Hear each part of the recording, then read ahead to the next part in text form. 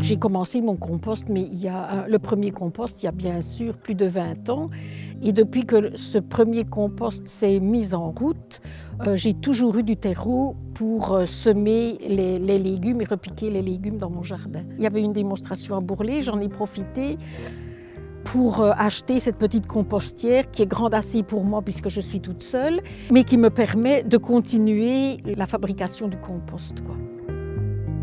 C'était très très rare que j'achète un sac de terreau. Les plantes, quand elles sont repiquées dans du compost ou semées dans du compost, je crois qu'elles sont plus faciles à reprendre ou à pousser que dans du terreau où il faut d'abord arroser beaucoup plus, alors que le compost qu'on fait soi-même tient beaucoup plus l'humidité. Des plantes, oui, de la terre.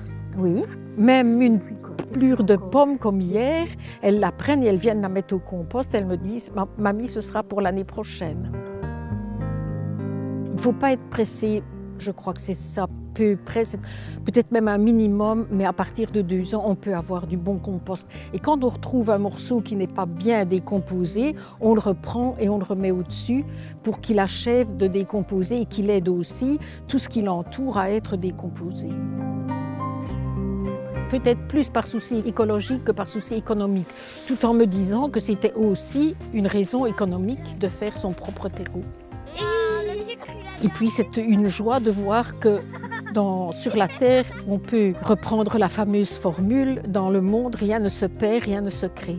Ce contact avec la nature, même si c'est une nature morte, je sais qu'elle va permettre la vie. Et ça me fait plaisir.